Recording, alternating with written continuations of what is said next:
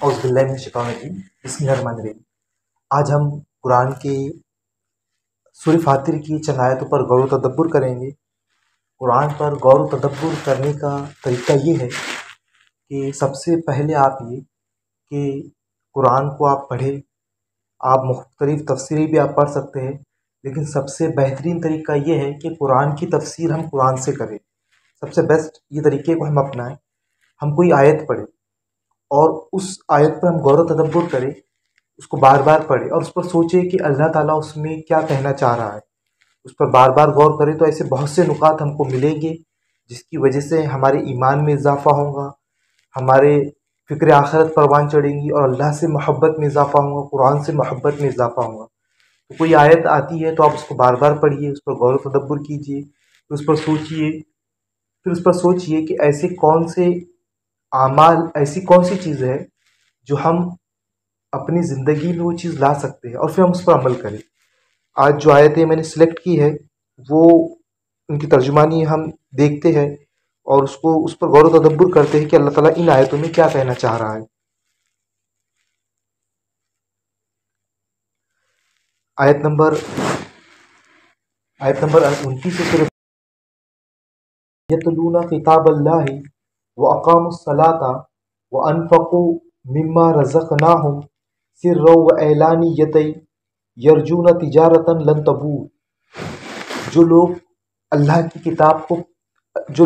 کی کتاب کی تلاوت کرتے ہیں، نماز قائم کرتے ہیں اور اس سے جو ہم نے انہیں رزق دیا کھلے اور پوشیدہ طور پر خرچ کرتے ہیں، وہ ایسی تجارت کر رہے ہیں کہ جس میں نقصان نہیں آئے گا۔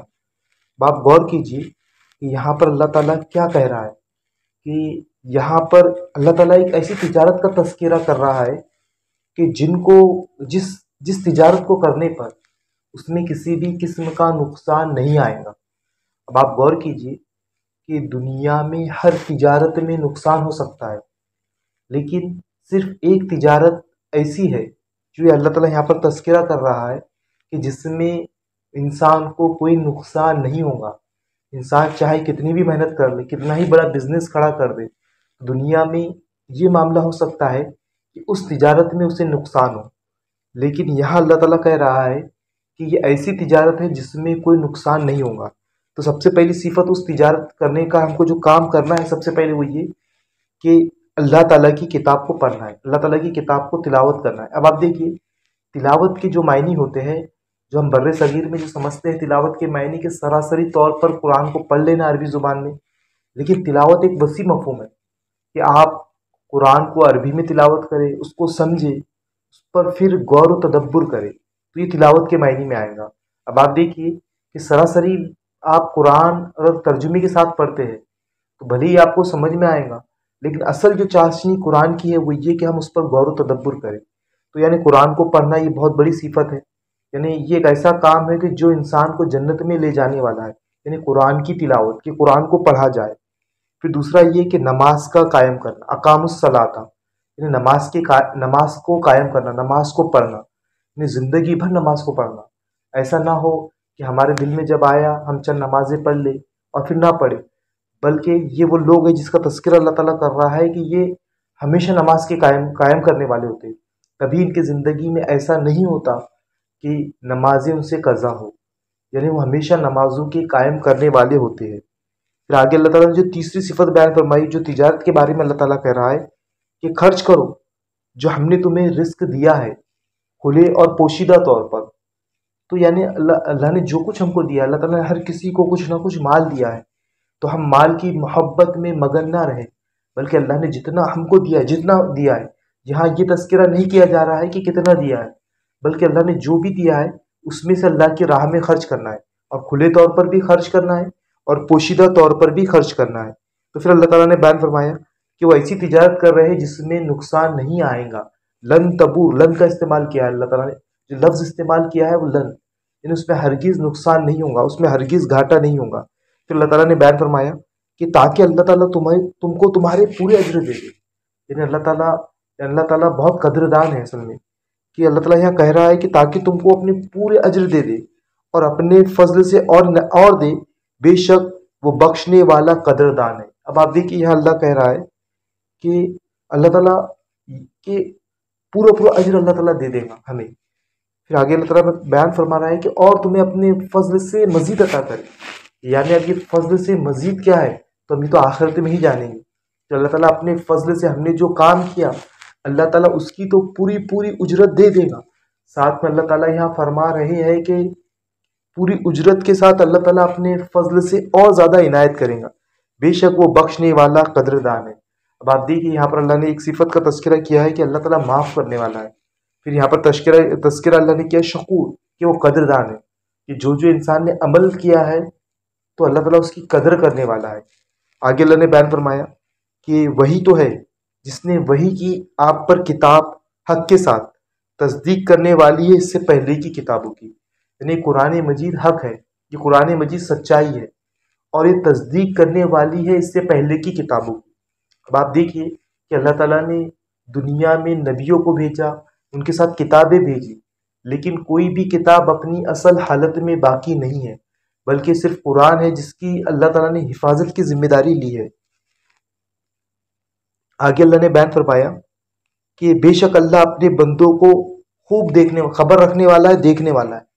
آپ دیکھیے کہ انسان دنیا میں کروڑوں اربوں انسان ہے، لیکن اللہ تعالیٰ ہر انسان کے ہر عمل سے واقف ہے. آدم سے لے کر قیامت تک جتنے انسان پیدا ہوئے ہیں اور جتنے پیدا ہوں گے اللہ تعالیٰ ہر ایک عمل سے واقف ہے. ہم تو اعمال کر بھول جاتے ہیں، ہم گناہ کے کام کرتے ہیں تو ہم بھول جاتے ہیں، نیک اعمال کرتے ہیں تو ہم بھول جاتے ہیں، لیکن اللہ تعالیٰ کو ہر ایک عمل ہمارا یاد ہے. اللہ تعالیٰ ہمارے ہر عمل کو دیکھنے والا ہے. اب لیکن یہ دیکھیے کہ یہ قرآن کی بہت اہمیت والی آیت ہے کہ اللہ تعالیٰ نے یہاں پر کہا، اس کا ترجمہ میں آپ کے سامنے رکھ رہا ہوں کہ پھر ہم نے وارث کیا کتاب کا جن لوگوں کو ہم نے چن لیا اپنے بندوں میں جسے ہم نے پسند کیا. یعنی آپ دیکھیے کہ ایز اے مسلم ہم قرآن مجید کے وارث ہیں. اللہ تعالیٰ نے اب اس کتاب کا وارث ہمیں بنایا ہے. اللہ تعالیٰ جسے چاہتا ہے اپنے بندوں میں سے پسند کرتا ہے تو اس کتاب کے لیے چن لیتا ہے. تو اللہ تعالیٰ نے اس کتاب کے لیے ہم کو چنا ہے، اس کتاب کا وارث ہمیں بنایا ہے. تو ہم غور کریں کہ ہم اس کتاب کی وراثت کا حق کتنا ادا کر رہے ہیں. کہ ہم اس کتاب کو پڑھتے ہیں، کہ ہم اس کتاب کو سمجھتے ہیں. ہماری زندگی میں ہم گھنٹوں واٹس ایپ کے میسیج، مختلف چیزیں پڑھنے میں ہم اپنا وقت صرف کرتے ہیں، لیکن کیا ہم قرآن پڑھتے ہیں؟ کیا ہم قرآن پر غور و تدبر کرتے ہیں؟ تو اللہ تعالیٰ نے جب ہم کو اس کتاب کا وارث بنایا ہے تو ہم کو اس کتاب کا حق ادا کرنا ہے. اور اس کا حق ہم اس طرح سے ادا کر سکتے ہیں کہ ہم اس کتاب کو خوب پڑھیں، خوب اس کو سمجھیں، خوب اس پر غور و تدبر کریں. پھر اللہ تعالیٰ نے یہاں پر 3 گروہ کا تذکرہ کیا. ایک گروہ ہے کہ جو اپنے نفس پر ظلم کرتا ہے، یعنی کتاب کا وارث بنانے کے باوجود بھی ایک ایسا گروہ ہے جو کہ اپنے نفس پر ظلم کرتا ہے. دوسرا گروہ وہ ہے جو مقتصدن ہے، جو درمیانی ہے، جو نیک کام بھی کرتا اور برے کام بھی کرتا. اور تیسرا گروہ وہ ہے کہ جو اللہ کے اذن سے نیکیوں میں سبقت کرتا ہے. یعنی تیسرا گروہ وہ ہے کہ قرآن کو پڑھنے کے بعد جب اللہ نے اس کتاب کا وارث بنایا ہے تو نیکیوں میں سبقت کرتا ہے. اور یہ اللہ کا بڑا فضل ہے. یعنی نیکیوں میں سبقت کرنا یہ اللہ تعالیٰ کا بہت بڑا فضل ہے. اور اگر یہ دیکھا جائے تو اللہ تعالیٰ نے ہم کو یہ کتاب کا وارث بنایا ہے، یہ سب سے بڑا فضل ہے. نہیں تو ضرور یہ ہوتا ہے کہ ہم دوسری کتابوں کو سچ مانتے، اس کو پڑھتے، اس کی پیروی کرتے، اور ان کتابوں کی قرآن کے علاوہ کسی اور دوسری کتابوں کی پیروی کرنا یہ انسان کو ناکامیابی کی طرف لے جانے والا ہے. انسان کامیاب ہے، سچی کتاب اگر کوئی اللہ تعالیٰ کی طرف سے اگر اس دنیا میں ابھی موجود ہے تو وہ قرآن ہے. تو اس پر چل کر کامیابی حاصل ہو سکتی ہے. تو یہ اللہ تعالیٰ نے ہمیں بڑا فضل عنایت کیا ہے. ان کے لیے جنت ہے، وہ داخل کیے جائیں گے اور انہیں وہاں سونے چاندی کے کنگن پہنائے جائیں گے اور ان کے لباس ریشم کے ہوں گے.